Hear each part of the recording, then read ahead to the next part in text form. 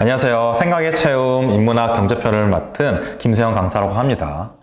이번에는 저하고의 마지막 시간입니다. 바로 4강인 이웃나라와 잘 사는 방법은 무엇일까라는 주제로 이야기를 해볼 건데요.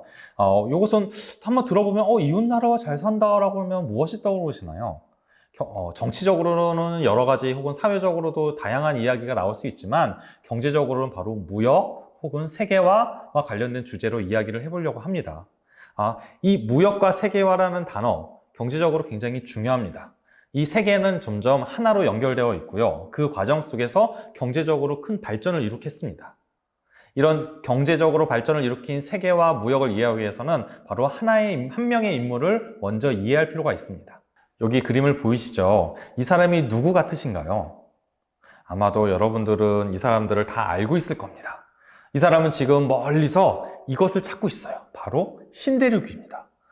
저기가 신대륙인가? 이렇게 하고 만원경을 통해서 지금 보고 있습니다. 바로 이 사람의 이름은 무엇일까요? 네, 콜럼버스였습니다. 콜럼버스가 신대륙을 발견한 곳은 현재의 아메리카 대륙이죠. 네, 미국, 남미 이쪽의 대륙을 발견했습니다. 그런데 여러분들은 콜럼버스를 무엇으로 기억하고 있나요? 어떤 친구들은 탐험가로 기억하고도 있죠. 그러면 한번 여기서 간단한 문제를 풀어볼까요? 콜럼버스의 직업은 무엇이었을까요? 1번은 탐험가고요. 2번은 기사입니다. 여기서 기사는 말을 타고 전쟁을 하는 기사를 얘기하고요. 세 번째는 상인이었고 네 번째는 선생님입니다. 이 네 가지 보기 중에 정답이 있습니다. 여러분은 콜럼버스가 어떤 직업을 가지고 있었을까요? 한번 생각해 보시죠. 아마도 대부분의 학생들은 탐험가라는 보기를 선택할 수도 있을 것 같아요. 왜냐하면 신대륙을 발견했고 새로운 곳을 발견했으니까 그 직업은 당연히 탐험가겠구나 라고 생각하는데 정답은 바로 상인입니다.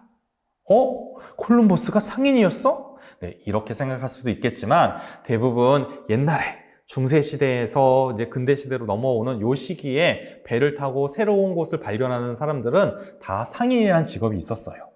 왜냐하면 콜럼버스 역시도 신대륙을 발견한 이유는 그 새로운 곳에서 우리가 전에 갖고 있지 않았던 물건을 가져다가 지금 현재 자기가 사는 곳에서 팔려고 했기 때문에 탐험하게 된 것입니다. 바로 이 상인의 역할이 우리가 지금 알고 있는 무역, 그 다음에 더 경제적 개념으로 세계화라는 것을 이해하는데 중요한 포인트가 됩니다. 이쯤에서 콜럼버스가 왜 그렇게 먼 고생을 해서 몇 개월 동안을 그 신대륙을 발견하고자 노력했을까요? 네, 한번 이렇게 생각해 보시면 됩니다. 여기 그림을 보시면 하나는 김치고 하나는 초밥이 보입니다. 이 각 음식은 어느 나라의 대표 음식일까요? 바로 김치는 우리나라의 대표 음식이고 옆에 보이는 초밥은 바로 이웃나라인 일본의 대표 음식입니다. 여기서 무역에 가장 큰 포인트가 있어요. 일본에서 김치를 만든다고 해도 우리나라보다는 잘 만들지 못하겠죠. 그리고 반대로 한국에서 초밥을 만든다고 해도 일본보다는 잘 만들기가 어려울 것 같습니다. 이렇게 무역이 이루어지는 과정에서는 모든 물건을 한 곳에서 똑같이 잘 만들 수 없다는 생각이 있었기 때문이에요. 왜냐하면 각 국가는 자신의 환경을 이용해서 하나 이상의 좋은 물건을 만들기 때문입니다. 일본이 초밥을 잘 만들 수 있었던 것은 섬나라이기 때문이고요. 우리가 김치를 잘 만들 수 있었던 이유는 바다도 가깝지만 대륙과도 연결되어 있기 때문이에요. 김치에는 젓갈 같은 바다에서 나는 것도 들어가지만 배추 같은 땅에서 나는 재료도 들어가기 때문이죠. 이렇게 무역은 모든 것을 한 곳에서 잘 만들 수 없기 때문에 여러 곳에서 그것들을 가져다가 더 좋은 상품을 개발하고자 하는 노력에서 이루어졌습니다. 이렇게 무역을 만들 수 있게 도와주는 인간의 본성이 있습니다.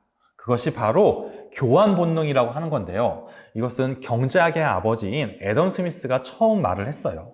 자신의 책인 국보론에서 인간은 교환하는 본능이 있다.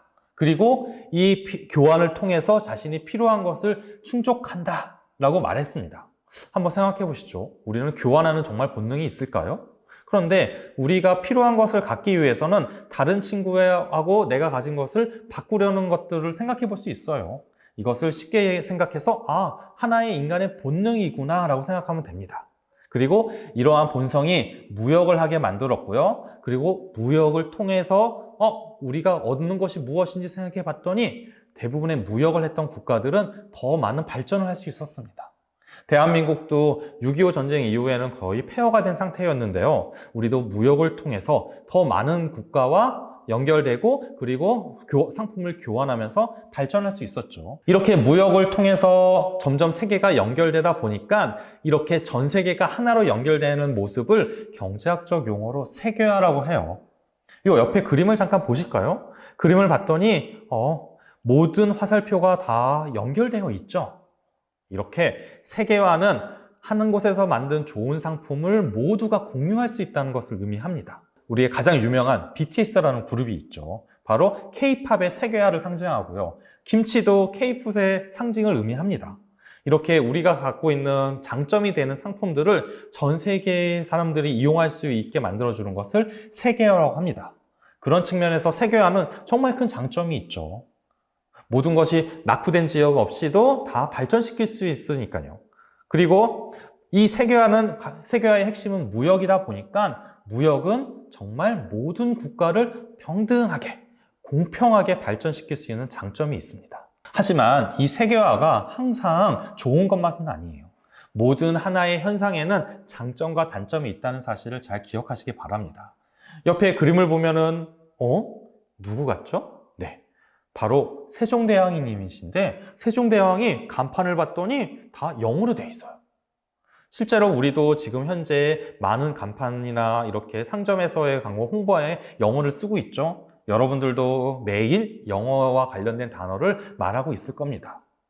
그러다 보니까 이런 과정 속에서 세계화는 점점 강한 국가의 물건을 퍼뜨리고 문화를 퍼뜨리다 보니까 약한 국가는 자신의 정체성을 지키기가 어려워집니다. 우리도 옛날에는 보통 역사적으로 사대주의라고 하죠. 강한 국가의 문화를 추종하는 경향이 있었습니다. 그리고 두 번째는 세계화를 통해서 좋은 상품이 우리나라에 들어오다 보니까 기존의 우리나라의 회사들이 자꾸 무너져 내리기도 했습니다. 그러다 보니까 사람들은 일자리를 잃어버리는 사람도 점점 많아지고요. 세계화는 정말 나쁜 것이구나 라고 생각하는 사람도 늘어나게 되었습니다. 그런데 세계화가 정말 그렇게 나쁘기만 할까요? 한번 반대로 생각해 보시죠.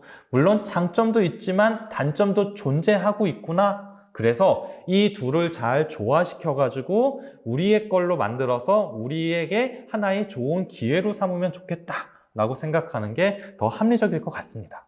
가장 중요한 것은 세계화는 양날의 검이에요. 그래서 우리나라에서도 그렇게 시장을 개방한다는 얘기를 많이 하죠. 바로 이것이 세계화인데 이 세계화는 분명히 국가에게 도움이 됩니다. 하지만 그 도움이 되는 게 모두에게 똑같이 되는 과정에서는 너무 시간이 많이 필요해요. 아까 이전에 3편에서 보았듯이 국가는 우리에게 복지를 통해서 자신이 거둔 세금을 나누어 주는데 이 세금을 많이 낼 수 있게 도와주는 것은 세계화는 맞습니다. 하지만 그것이 다시 국가로 갔다가 우리에게 돌아오기까지는 시간이 너무 걸려요. 그래서 당장 현실에서 일자리를 잃는 사람들 같은 경우도 있기 때문에 국가는 세계화를 할 때도 이런 사람들을 조금은 배려할 필요가 있습니다. 모든 것은 아까도 말했듯이 장점과 단점이 공존하고 있습니다. 그래서 세계화를 할 때 가장 중요한 거, 포인트. 첫 번째, 세계화를 할 때는 우리는 우리만의 기준으로 새로운 것을 받아들여야 됩니다. 가장 중요한 것이죠. 우리의 정체성을 잃어버리고 무조건 추종하기만 하면은 우리는 더 발전되고 좋은 것을 우리만의 것으로 해석해서 만들 수가 없어요. 그리고 두 번째, 이렇게 새로운 것을 받아들일 때는 장점과 단점이 있음을 이해해야 해요. 장점은 더 크게 만들어주고 단점은 그것을 줄이려고 노력해야 됩니다. 그것이 세계화라는 경제적 현상을 우리가 받아들일 때 굉장히 중요한 모습이에요. 막연히 무엇 하나가 좋고 무엇 하나가 나쁘다 이렇게 생각해보다는 이것은 장단점이 존재하니까 우리가 이걸 잘 활용해야 되겠구나 생각하시면 돼요. 한번 정리를 한번 해보겠습니다. 4강에서는 지금까지 우리가 배워왔던 경제적 현상이 다른 국가와 연결되는 부분을 이야기하고 있습니다. 바로 무역을 통해서 이야기하고 있죠. 그리고 그 무역을 경제학 용어로서 세계화라고 부릅니다.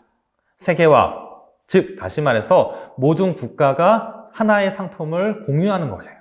그러니까 우리가 좋은 삼성전자 스마트폰 같은 것도 미국이나 일본이나 중국 가서도 살 수 있듯이 이 세계화는 좋은 상품을 모든 국가가 여럿이 공존해서 나누어 쓸 수 있습니다.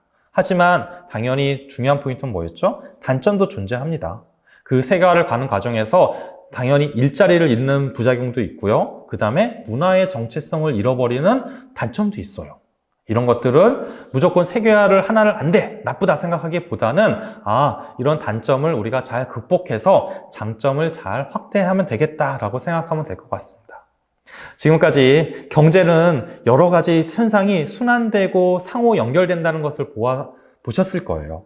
그렇기 때문에 우리가 경제에서는 막연하게 경제는 그냥 하나의 정답이 있다 이렇게 생각하기보다는 우리가 어떻게 행동하고 이것을 발전시키느냐에 따라서 다른 모습이 될 수도 있구나라고 생각하는 게 맞을 것 같습니다. 네, 지금까지 생각이 참 인문학 경제편을 강의한 김세현이었고요. 네, 다음 시간에 만나도록 기대하겠습니다. 감사합니다.